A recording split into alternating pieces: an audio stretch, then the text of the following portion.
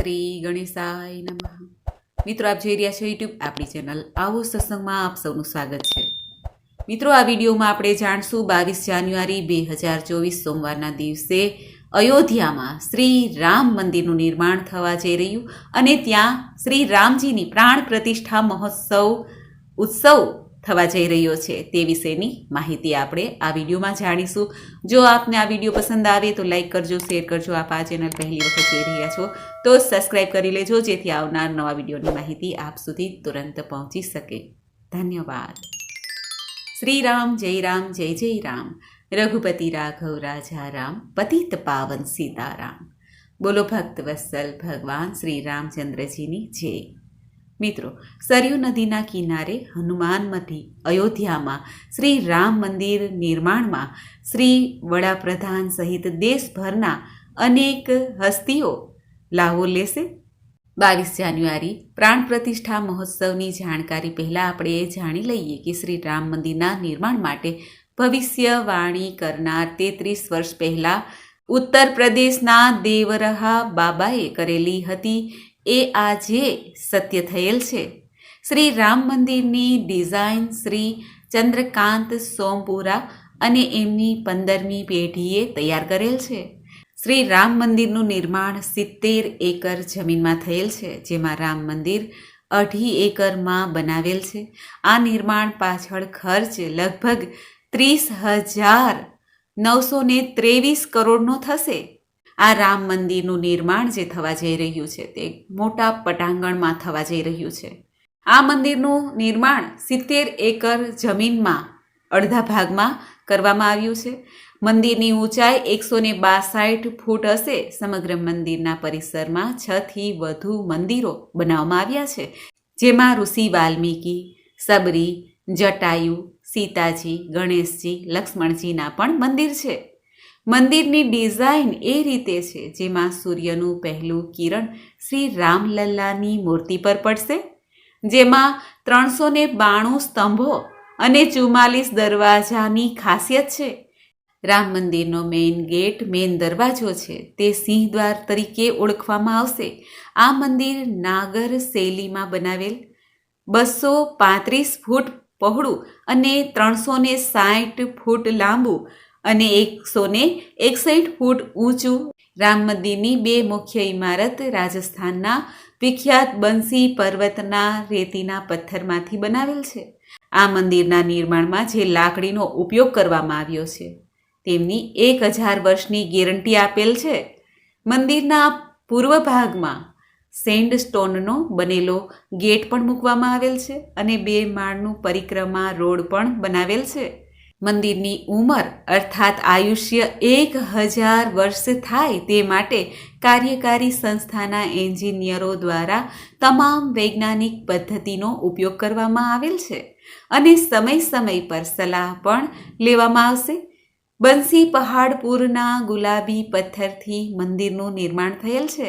મંદિરના ગર્ભગૃહ સુધી સૂર્યના તાપને ઓછો કરવા બહારની દિવાલ અને અંદરની દિવાલ વચ્ચે ખાસ ઈંટ મૂકવામાં આવેલ છે, જેમાં ખાસ પ્રકારના કેમિકલનો ઉપયોગ કરવામાં આવેલ છે।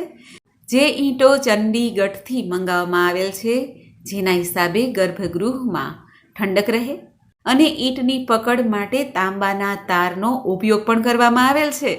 આ સિવાય મંદિરમાં 2100 કિલો વજન ધરાવતા 6 ફૂટ ઊંચા અને 5 ફૂટ પહોળા ઘંટની સ્થાપના કરવામાં આવી છે અને 500 ગ્રામ, 200 ગ્રામ, 100 ગ્રામના વજનની ઘંટડીઓ પણ સ્થાપિત કરવામાં આવી છે। આ નિર્માણ પરિસરમાં 600 વૃક્ષનો વાવેતર કરવામાં આવ્યું છે। આ મંદિરના દરવાજા મહારાષ્ટ્રના ચંદ્રપુરની ખાસ પ્રકારના સાગના લાકડા વડે બનાવવામાં આવ્યા છે, જેનાથી કંઈ નુકસાન થતું નથી અને ઉધઈ પણ થતી નથી।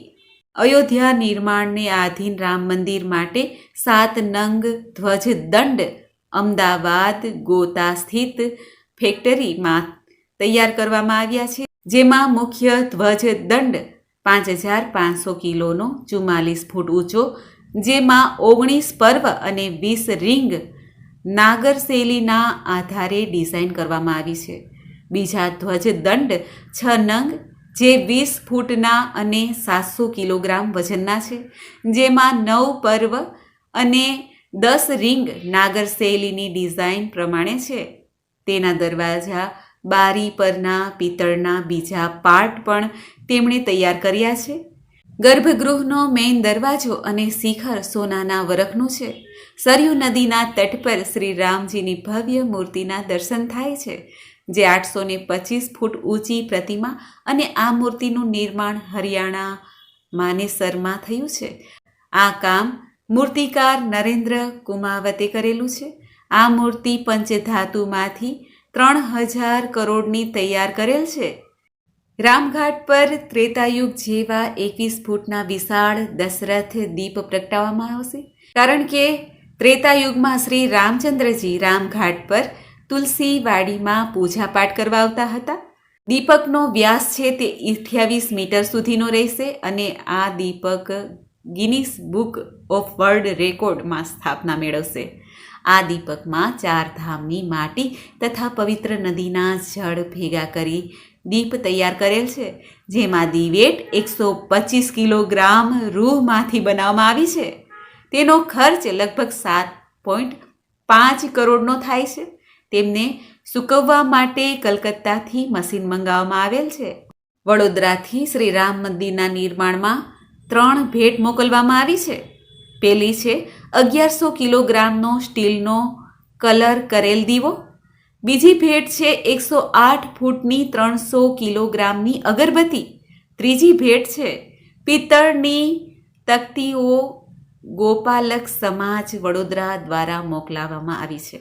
આ દીવામાં 501 કિલોગ્રામ ઘી પૂરી શકાશે અને નિરંતર 2 મહિનાથી વધારે પ્રકાશ આપશે.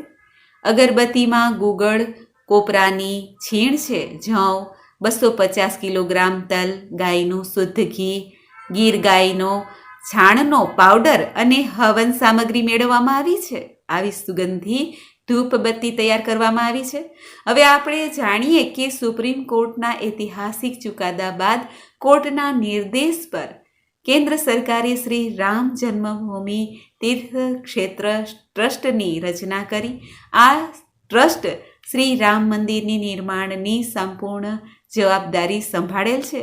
માટે આ શ્રી રામ મંદિરની સમગ્ર જમીનની માલિકી આ ટ્રસ્ટ ધરાવે છે, અને આ ટ્રસ્ટના પ્રમુખ મહંત શ્રી નૃત્ય ગોપાલદાસજી છે, અને આ ટ્રસ્ટના 15 સભ્યનો સમાવેશ થાય છે. આ મંદિરના નિર્માણ માટે એકત્ર કરાયેલ રકમ અને ખર્ચ સુધીની સમગ્ર જવાબદારી તેઓ સંભાળશે.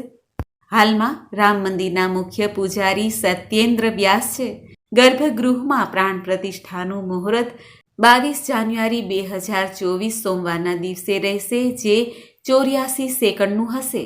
આ મુહૂર્ત કાશીના જ્યોતિષ આચાર્ય પંડિત શ્રી ગણેશ શાસ્ત્રીજી દ્રવિડે કાઢેલું છે, જે 12 કલાક 29 મિનિટ અને 8 સેકન્ડથી શરૂ થઈને 12 કલાક 30 મિનિટ 32 સેકન્ડ સુધીનું રહેશે, જેમાં પૂજા અર્ચના થશે. 15 જાન્યુઆરી 2024થી ધાર્મિક વિધિ મંદિરમાં આરંભ થશે, અને ગર્ભગૃહમાં રામલીલાની બાળ મૂર્તિઓ બાળ સ્વરૂપની સ્થાપના કરાશે. તારીખ 16 જાન્યુઆરી 2024ના દિવસે રામલલ્લાની મૂર્તિનું અધિવાસન ધાર્મિક વિધિ થશે.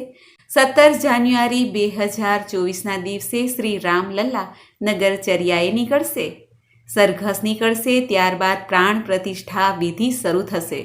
તારીખ 18 જાન્યુઆરી 2024ના દિવસે પ્રાણ પ્રતિષ્ઠાની ધાર્મિક વિધિ પ્રારંભ થશે. તારીખ 19 જાન્યુઆરી 2024ના દિવસે શ્રી રામ મંદિરમાં યજ્ઞકુંડની સ્થાપના થશે. તારીખ 20 જાન્યુઆરી 2024ના દિવસે રામ મંદિર ગર્ભગૃહમાં 81 કળશો સરયુ નદીના પવિત્ર જળથી સ્વચ્છ કર્યા બાદ વાસ્તુ પૂજા થશે.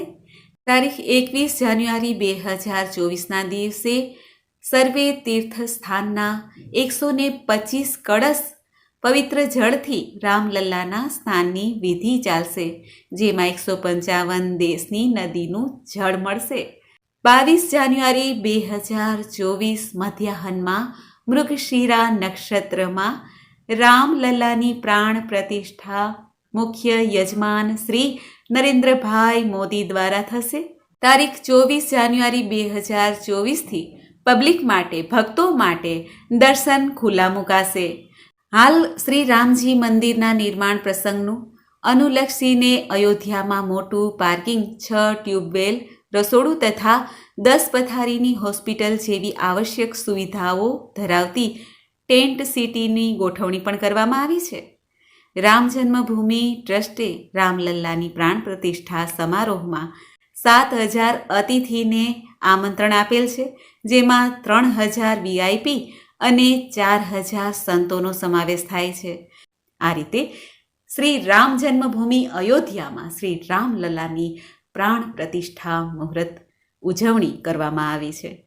મિત્રો, મને આશા છે કે આપને આ વિડીયો, આ જાણકારી જરૂર પસંદ આવી હશે. ભગવાન શ્રી રામચંદ્રજી કે જે મર્યાદા પુરુષોત્તમ છે, સર્વે ભક્તો શ્રી રામજીની પૂજા સેવા અવશ્ય કરે છે. સૂર્યવંશી ભગવાન શ્રી રામચંદ્રજી છે. આજે શ્રી રામલલ્લાની પ્રાણ પ્રતિષ્ઠાના શુભ સમારોહ, શુભ દિવસ નિમિત્તે સર્વે ભક્તોને વધાય. ભગવાન શ્રી રામચંદ્રજીની કૃપા સર્વે ભક્તો પર બની રહે. શરૂઆત મારાથી થાય. બોલો ભગવાન શ્રી રામચંદ્રજીની જય.